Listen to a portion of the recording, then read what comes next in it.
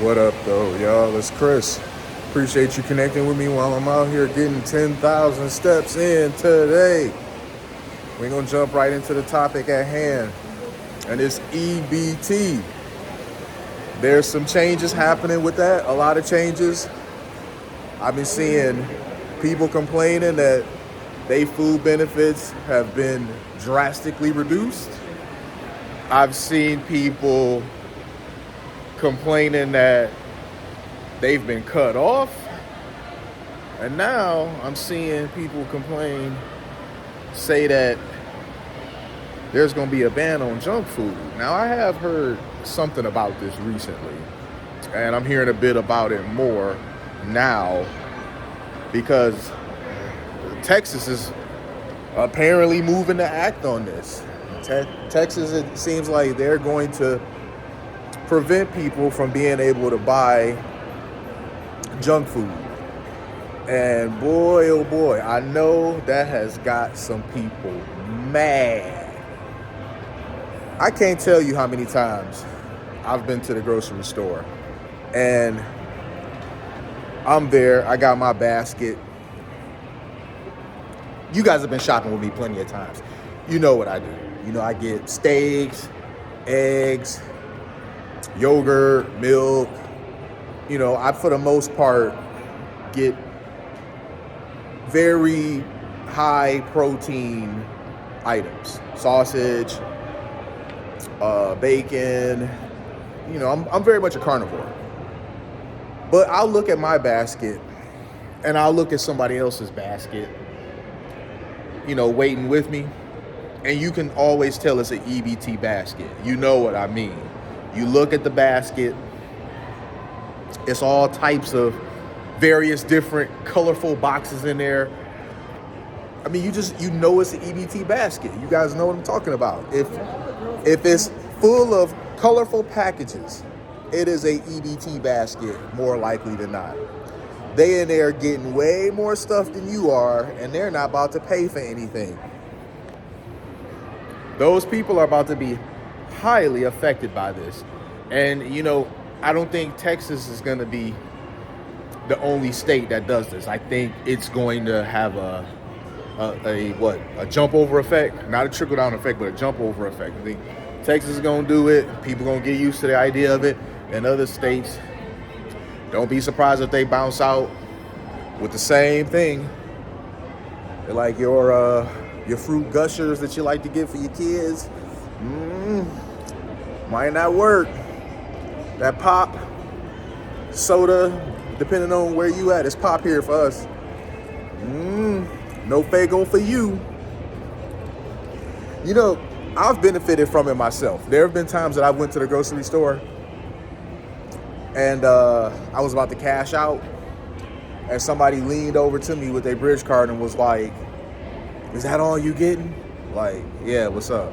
I already know where they're going with this, but you know, I'm just playing along. Like, yeah, what's up? I'll pay for it. You told me half on what it is. I've taken advantage of that every single time because, I mean,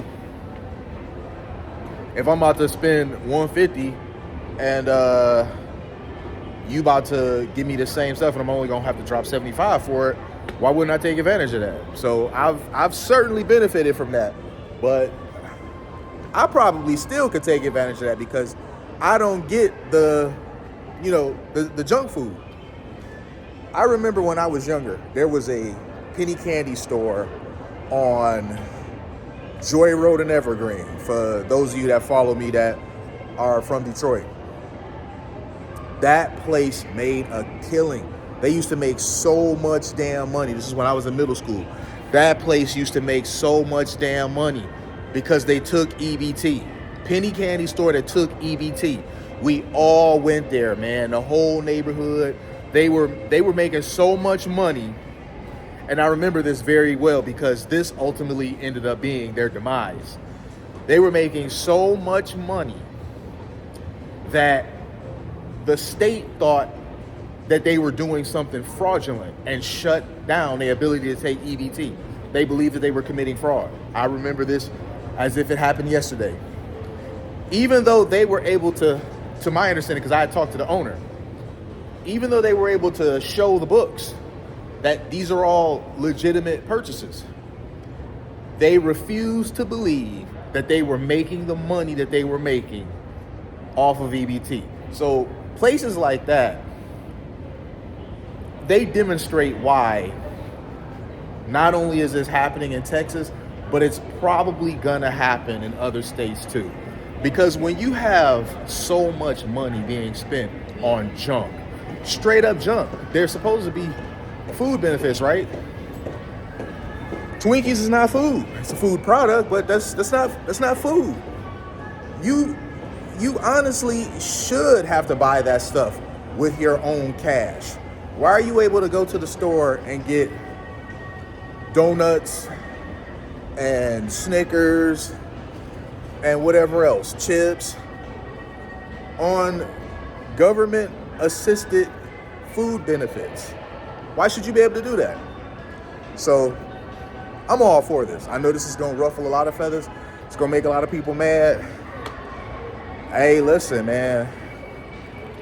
It's a lot of people that are career welfare recipients that it's really time to get off of this stuff, man.